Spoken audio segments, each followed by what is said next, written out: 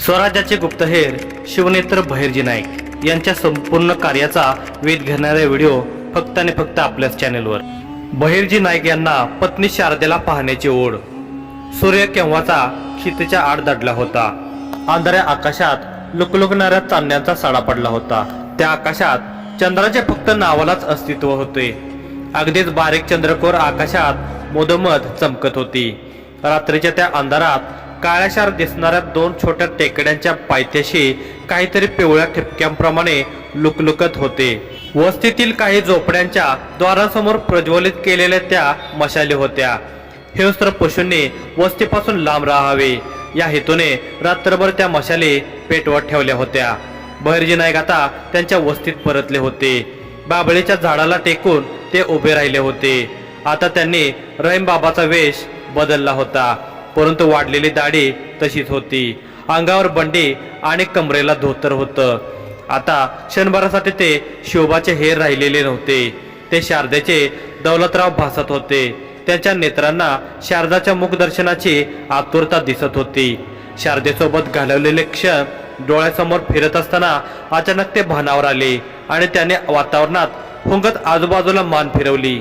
काहीतरी जळल्याचा उग्र दर्प त्यांच्या नाकाला स्पर्श करत होता, परंतु वस्तीत पूर्णतः शुकशुकाट होता। मग त्यांनी त्यांची नजर पुन्हा त्यांच्या झोपडीवर खेळवली। पत्नीचा चेहरा एकदा तरी पाहता यावा या आशेने त्यांच्या पावलांना त्यांनी तिथेच रोवून ठेवलेले होते। त्यांच्या पापण्या सुद्धा लवत नव्हत्या। परिवारासोबतच्या आठवणी डोळ्यांसमोर वेगाने तरळून जात होत्या। त्यांच्या डोळ्यांच्या कडा काहीशा पाणावल्या होत्या। हृदयाच्या स्पंदनांनी वेग घेतला होता।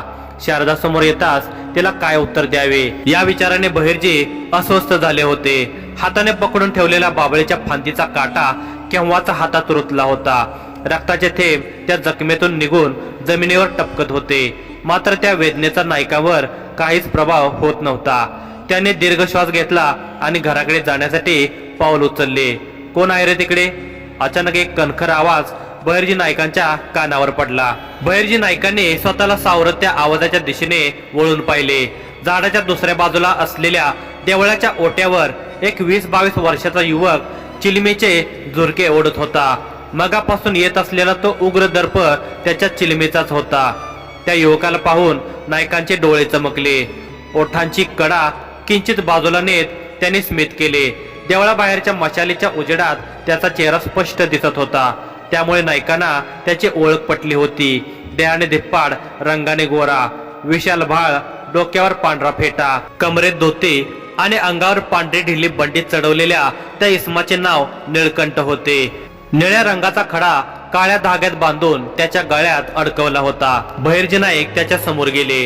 निळकंठाने कपाळावर आठ्या उमटवत बुद्धीवर ताण दिला। त्याला बहिर्जीचा चेहरा ओळखीचा वाटत होता, डोळे ओळखीचे वाटत होते, परंतु ओळख मात्र पटत नव्हती। निळकंठ हा नाईकांचा लहानपणापासूनचा सोबती होता, तरी सुद्धा तो नाईकांना ओळखू शकत नव्हता। हे नाईकांच्या वेषांतराची विशेषता होती। हे अद्भुत कौशल्य नाईकांनी बालपणापासूनच आत्मसात केले होते। वेषांतर करत असताना ते छोट्यातल्या छोट्या चुका सुद्धा होऊ नयेत याची ते काळजी घेत असत। कोण आहेस तू? निळकंठाने उभे राहून विचारले। मी वाट चुकलो आहे। वस्ती दिसली, अंधारही झाला होता। विचार केला भाकरीचे 2 तुकडे मिळतील। बहिर्जी नाईक जाणून बुजून ओळख लपवत होते। तुला नेमकं कुठं जायचं आहे? मला तसं सांगितल्यास मी मार्ग दाखवू शकतो। निळकंठाने चिलिमेचा दूर सोडून विचारले। क्षणभर विचार करून नाईक म्हणाले, पुण्यात शिवाजी राजांना भेटायला। पुण्याला जायला तुला जंगलाच्या बाहेरच्या रस्त्यानं जावं लागेल, पण आता जाऊन काय उपयोग? रात्रभर थांब इथं आणि पहाटे निघ। बस इथं, मी तुझ्यासाठी भाकर आणतो। निळकंठाने उभे राहत म्हटले आणि चिलमेतील जळलेली तंबाखू खाली फेकली। चिलम विझवून तो वळून जाऊ लागला। तोच बहिर्जी पुटपुटले, भाकरी सोबत काय मिळणार? तूप। चालताना वळून न पाहता निळकंठ म्हणाला, काळ्या सश्याचं मांस नाही मिळणार का? नाईकाने एक भुवई उंचावून विचारले। नाही। पटकन बोलून झाल्यावर निळकंठ अचानक थबकला। वळून साशंक नजरेने नाईकांकडे पाहत म्हणाला, काळ्या सश्याचं मांस तुला आवडतं? होय, नाईक म्हणाले। दौलतराव, डोळे पाहून वाटलंच होतं मला, पण खात्री पटत नव्हती। आता ही नजर धोका खाते। तू नक्की दौलतराव आहेस ना? निळकंठ चांगलाच गोंधळला होता। तुला काय वाटतंय? नाईकाने स्मित करत विचारले। मला काय वाटणार, चिलमीने आधीच जिंकलो आहे. त्यात तू बुचकळ्यात पाडलंस. सांग लवकर, तू दौलतराव आहेस ना? निळकंठाने पुन्हा विचारले. होय. स्मिथ हास्य करून दौलतराव म्हणाले. पण तू जिवंत कसा? म्हणे तू शिकारीला गेला होतास 2 वर्षापूर्वी आणि जंगलातच मरण पावलास. निळकंठाच्या कपाळावर आठ्या उमटल्या होत्या. नाही, मेलो नाही मी, नाईक म्हणाले. तुला मारणे हे कोणत्या पशूच्या आवाक्यातले नाही हे मी जाणून होतो. 2 पावलं अजून पुढे येत निळकंठ पुन्हा बोलू लागला. तुला पाहून असं वाटतंय मित्रा, आपला दोघांचा पुनर्जन्म झाला आहे. निळकंठाने नायकांना घट्ट आलिंगन दिले. निळकंठ हा नायकांचा बालपणापासूनचा मित्र, अगदी जीवाला जीव देणारा. तो रामोशी नव्हता. वस्तीपासून जवळ असलेल्या गावातल्या सगळ्यात धनी घरातला मुलगा होता निळकंठ. त्याच्या पित्याचा दुधाच्या पदार्थांचा चांगला व्यापार होता, पण त्याला व्यवसायात रस नव्हता. म्हणून तो नायकांसोबत शिकार करायला जात असे आणि दिवस रात्र रामोशी वस्तीतच राहत असे. दौलतराव, हा काय अवतार केला आहेस आणि दाढी का वाढवून ठेवली आहेस? निळकंठाने विचारले. असा अवतार गरजेचा होता. दिवस उजळण्यासाठी रात्रीची आवश्यकता होती. नाईक शांतपणे उत्तरले. काय कोड्यात बोलतो आहेस? कोड्यात बोलण्याची तुझी सवय मी जाणून आहे, पण आता तुझं कोडं सोडत बसण्याची माझी मनस्थिती नाही. स्पष्ट सांग, कुठे होतास आणि जाताना मला का घेऊन गेला नाहीस? तू तिथं मी, माहित आहे ना? पित्याच्या व्यवसायाला लात मारली तुझ्यासाठी आणि तू मला. निळकंठाच्या डोळ्यातली चिलम्याची झिंग पूर्णपणे उतरली होती. ती जागा आता अश्रूंनी घेतली होती. शांत हो निळकंठा, त्यावेळी माझे कोणालाही न सांगून जाणेच गरजेचे होते. नाईक निळकंठाच्या खांद्यावर हात ठेवत म्हणाले. अशी काय गरज होती? निळकंठाने प्रश्न केला. सांगतो तुला उद्या, सगळं सविस्तर सांगतो. फक्त इतके लक्षात असू दे की मातृभूमीच्या संरक्षणासाठी एक महत्वाचं कार्य करायला गेलो होतो. नाईक दबक्या आवाजात शांतपणे म्हणाले. एक शिकारी हे मातृभूमीच्या संरक्षणाचं कार्य कधीपासून करायला लागला? निळकंठाने गोंधळून विचारले. ईश्वराची भेट झाली तेव्हापासून. स्मिथ करून बोलत नायकाने निळकंठाला पुन्हा कोड्यात टाकले होते. मला काहीच कळत नाही आहे, तो वैतागून म्हणाला. उद्या सांगतो आणि तुला सुद्धा माझ्यासोबत कार्य करण्याची संधी देतो. आता आधी माझ्या पोटाची व्यवस्था होईल का? खेळकरपणे निळकंठाच्या खांद्यावर ठोसा मारत नाईक म्हणाले. आणतो. निळकंठाच्या ओठावर किंचित स्मित उमलले होते. पण तू कुठून आणणार? तू तर डोंगरापलीकडच्या गावात राहतोस, नाईक म्हणाले. राहायचो, पित्यानं घरातून बाहेर काढलं आहे. आता हेच माझं घर आणि गाव. या वस्तीत कोणतंही दार ठोठावलं की मला भाकर मिळते, समाधानाने निळकंठ सांगत होता. पण माझ्यासाठी दुसरीकडून नको आणूस. शारदाच्या हातचीच भाकर आणून दे. खूप दिवस झाले खाल्ली नाही, नाईक स्मित करत म्हणाले. नायकांचे शब्द ऐकून निळकंठाचा चेहरा गंभीर झाला आणि तो पुटपुटला. शारदा नावाची कोणती स्त्री आता या वस्तीत राहत नाही काय? नाईक गोंधळले होते. शारदा नावाची कोणती स्त्री नाही? निळकंठ पुन्हा म्हणाला. नायकाने जड पापण्याने त्यांच्या झोपडीवर नजर वळवली. त्यांच्या हृदयाच्या स्पंदनांनी आता प्रचंड वेग घेतला होता.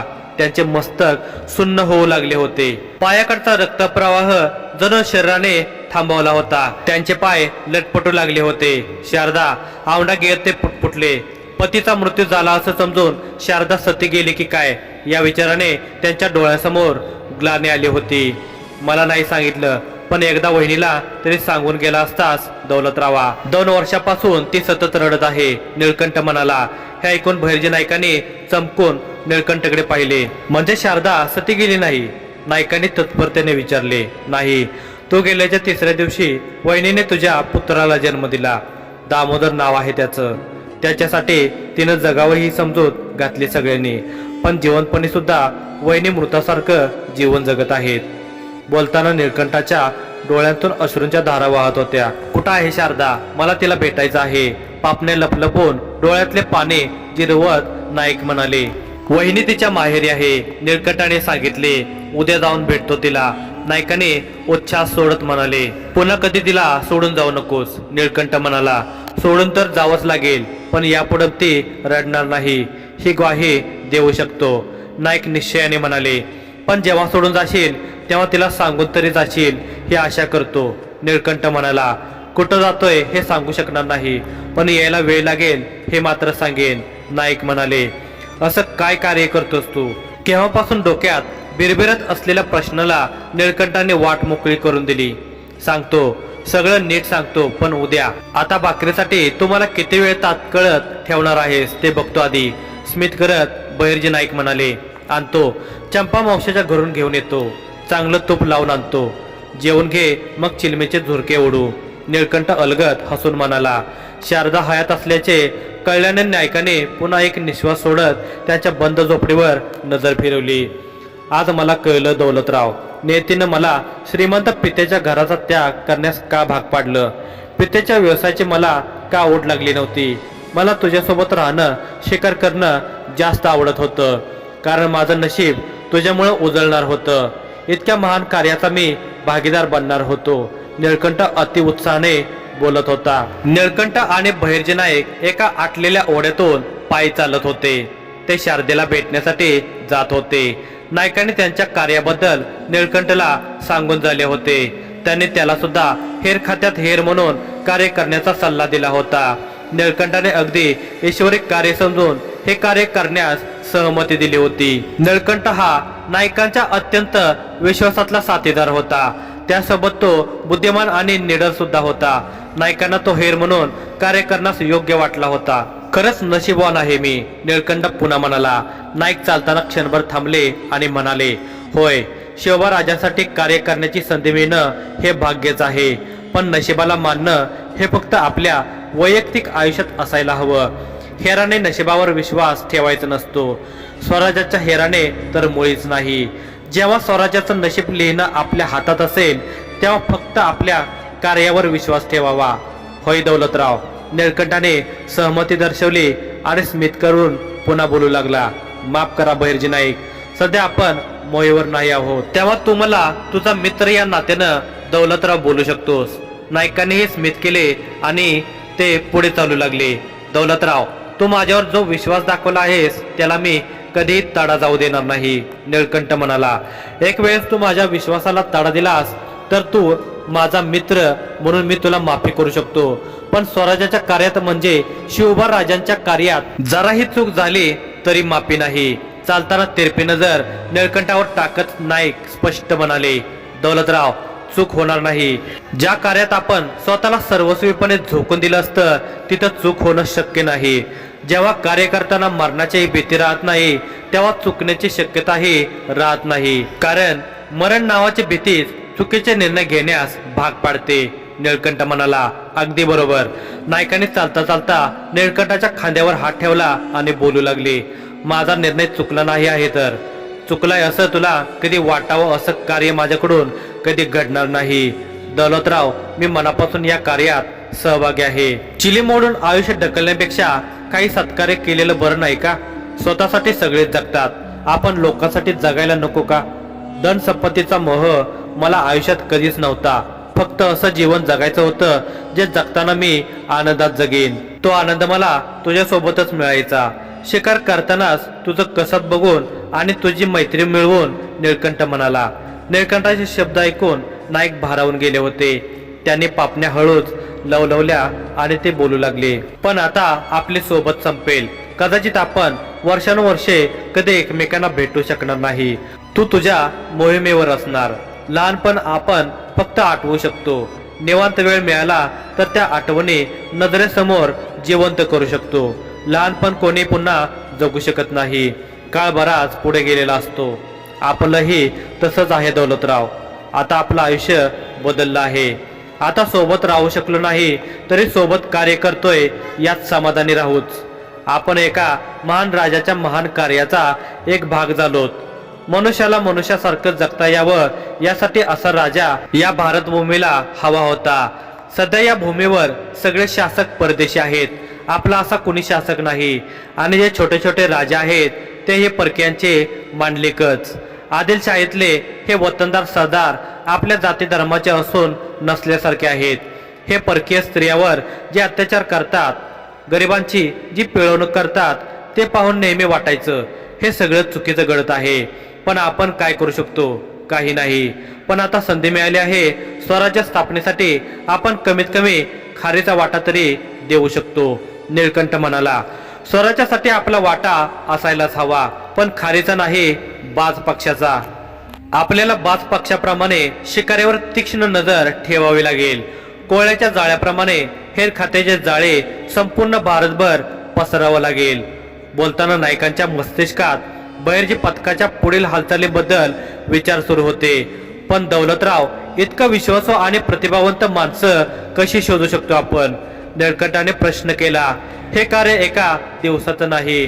आता आपण वृक्षारोपण करू. हळूहळू आपला हा वटवृक्ष विस्तारेल. त्याच्या शाखा लांब लांब पसरतील आणि त्या शाखांच्या पारंब्या खोडाजवळ म्हणजे शिवाजी राजांपर्यंत येऊन पोहोचतील. हेर खाते म्हणजे स्वराज्यासाठी रोपण केलेले वटवृक्ष आणि हेर म्हणजे गगनातला बाज पक्षी. वटवृक्ष आणि बाज पक्षी हे बहिर्जी पथकाचे निशाण असतील, नाईक म्हणाले. निळकंठ नायकांचे बोलणे ऐकत होता. बोलता बोलता ते त्या आटलेल्या ओढ्यातून निघून वर आले आणि जंगलाच्या दिशेने चालू लागले. त्यांनी पुण्याला वळसा घातला होता आणि आता ते वायव्येला वितंगगडाकडे निघाले होते. वितंगगडाच्या जवळच जंगलाच्या मधोमध शारदेचे माहेर असलेली वस्ती होती. संध्याकाळची वेळ होती. झोपड्यांच्या बाहेर चुली पेटल्या होत्या. त्यातून निघणारा धूर हवेच्या झुळकेवर स्वार होऊन आभाळात स्वतःला विलीन करत होता. समोरच्या टेकडीवरून नाईक आणि निळकंठ एका झोपडीकडे पाहत उभे होते. नायकांची नजर झोपडीच्या परिसरात बराबर फिरत होती. ते शारदाला शोधत होते. तेव्हा त्यांना चुलीकडे तोंड करून बसलेली शारदा दिसली. नायकांची नजर तिच्या पाठमोऱ्या आकृतीवर खेळून बसली. त्यांची नजर स्तब्ध होती. डोळ्यात टचकन पाणी आले होते. निळकंठाने नायकांच्या चेहऱ्याकडे पाहिले. त्यांच्या नजरेचा अंदाज घेत झोपडीकडे पाहिले तर त्यालाही शारदा दिसली. शारदाच्या अशक्त शरीराकडे पाहून तो विचलित झाला होता. नायकांकडे न पाहताच तो म्हणाला, दौलतराव, काय वाईट अवस्था झाली आहे रे वहिनीची. नायकांना निळकंठचे बोलणे ऐकू आले होते, पण काही बोलण्यासाठी त्याच्या कंठातून आवाज फुटत नव्हता. विचार कर, तिला किती वेदना झाली असतील. जेव्हा तू या जगात नाही आहेस असं तिला कळलं असेल. मी होतो. मी पाहिलं आहे वहिनीला गर्भावस्थेतही जमिनीवर लोटांगण घेऊन आक्रोश करताना. निळकंठ भूतकाळ आठवून पूर्णतः अस्वस्थ झाला होता. तिला काय वेदना झाल्या असतील मला माहिती आहे, पण त्या स्त्रियांच्या वेदनांचं काय, ज्यांच्यावर मोगल आणि आदिलशाही सैनिक पशुसारखे अत्याचार करतात. त्या माता बहिणींच्या वेदना संपवण्यासाठी आपल्याला आपल्या प्रियजनांच्या भावनांचं बलिदान द्यावंच लागेल. आवर घाल भावनावर. दीर्घ श्वास सोडून डोळे पुसत नाईक म्हणाले, योग्य बोलत आहेस मित्रा. निळकंठाने सुद्धा मनकटाने डोळे पुसले होते आणि स्मित करून तो नायकांना म्हणाला, पण आता वहिनीला काय कारण सांगणार आहेस? तू कुठं होतास? का तिला सोडून गेला होतास? बघू, चल जाऊया, शांत मुद्रेने नाईक म्हणाले. शारदाने अंगणातल्या चुलीतील लाकडे काढून चूल विझवली होती. चूल विझली असली तरी झोपडीत गेलेला धूर अजूनही हळूहळू संतपणे झोपडीतून बाहेर पडत होता. मशालीच्या पिवळ्या उजेडाला तो धूर बाध्य ठरत होता. मशालींचा उजेड थोडा मंदावला होता. शारदाने कपड्याच्या सुळक्यात भाकऱ्या बांधल्या. मिरच्याचा ठेचा कुटून झाला होता. तिने चुलीतून उरला सुरला निखारा बाहेर काढला. त्यावर पाणी शिंपडून कोळसा बाजूला केला. साडीचा पदर खोचून दुडदुडणाऱ्या दामोदरला कवेत उचलून तिने खाटेवर लेटलेल्या तिच्या पित्याच्या पोटावर त्याला बसवले. तिच्या पित्याने दामोदरला अलगद पकडून ठेवले होते. तो पडणार नाही याची ते काळजी घेत होते. दामू, काय खाल्लं का बाळा? नाही खाल्लं. दूध तरी दे शारदे लेकराला, शारदाचे वडील म्हणाले. शारदा चुलीजवळ बांबूच्या पानांनी बनवलेल्या झाडूने झाडलोट करत होती. हो देते. शारदाच्या आईने अंगणातील 3 बकऱ्यांना त्यांच्यासाठी बनवलेल्या वेगळ्या खोलीत नेले. तेथे त्यांना बांधून बाबळीचा पाला त्यांच्या समोरच्या खांबाला बांधला. ती बाहेर येऊन बोलू लागली, जंगली जनावरं बकऱ्यांना उचलून केव्हा नेतील याचा काही भरोसा नाही. इथं धडधाकट माझ्या जावयाला सोडलं नाही त्या लांडग्यांनी. तो बकऱ्यांची गोष्ट करतेस अशा? शारदाचे वडील बोलले. वडिलांचे हे शब्द कानावर पडताच कामात व्यस्त असलेले शारदाचे हात अचानक थांबले. तिने पटकन मनगट पापण्यांना लावले. तिच्या डोळ्यांना अचानक पाझर फुटला होता. मनगटाने डोळे पुसत ती पुन्हा कामाला लागली. शारदाच्या आईच्या नजरेतून मात्र ही गोष्ट सुटली नाही. ती जरा ओरडतच तिच्या पतीला म्हणाली, काही गरज आहे का जावयाचं नाव काढायची? सोडून गेलेल्या लोकांची आठवण काढायची नसते. अपशकुन असतो, माहीत नाही का?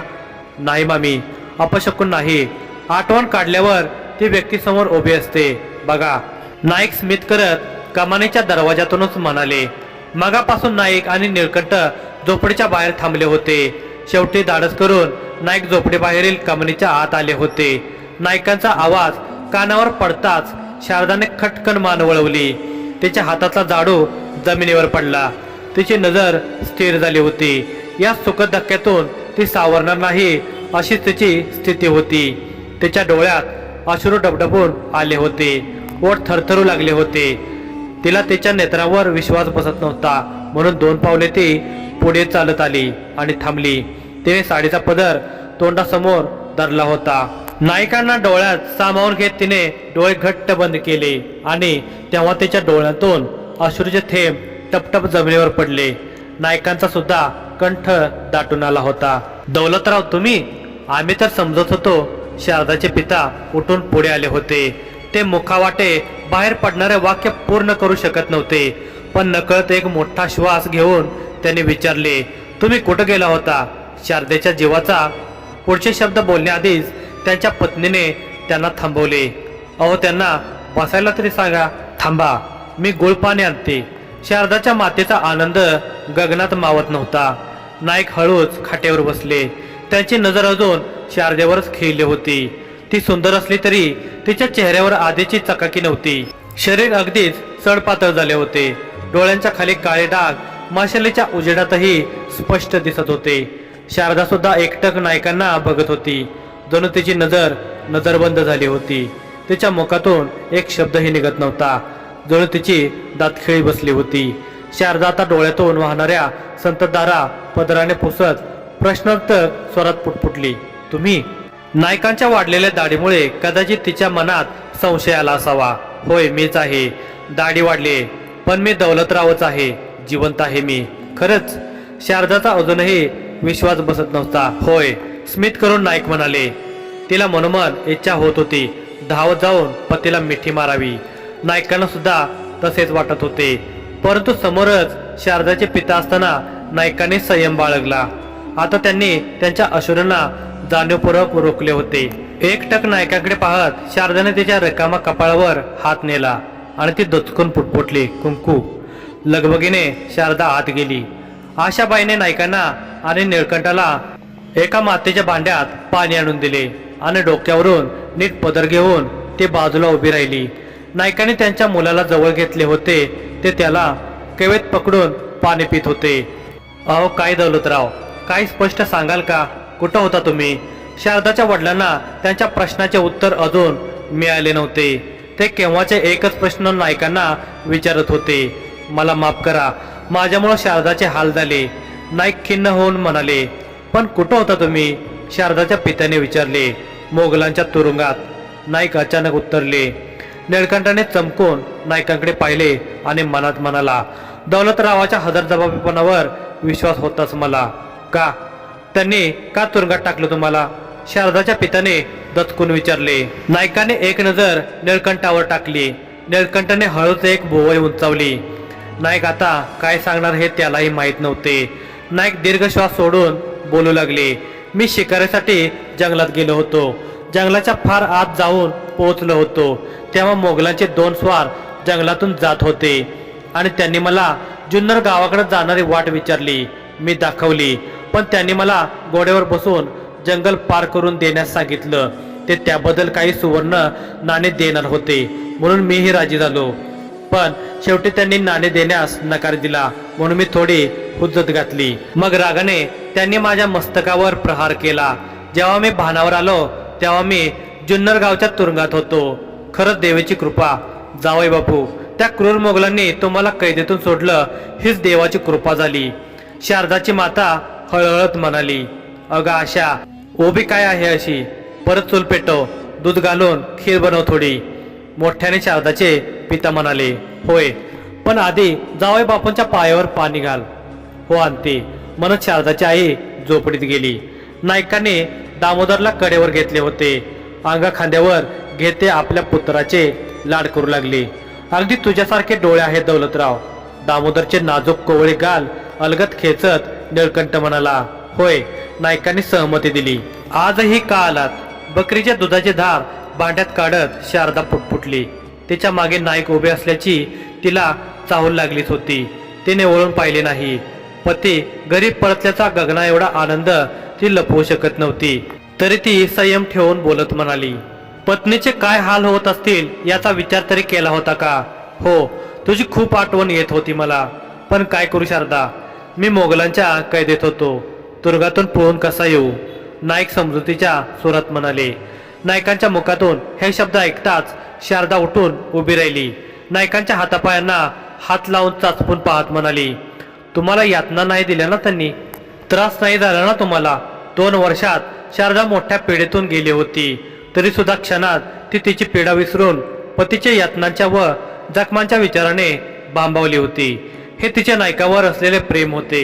शारदेचे हे प्रेम पाहून नाईक गहिवरले होते. अश्रूंना लपवण्याचा त्यांचा केविलवाला प्रयत्न आता पुरता फसला होता. त्यांच्या डोळ्यात अश्रू तरळून आले होते. नाही, मला काही त्रास झाला नाही, पण तुला?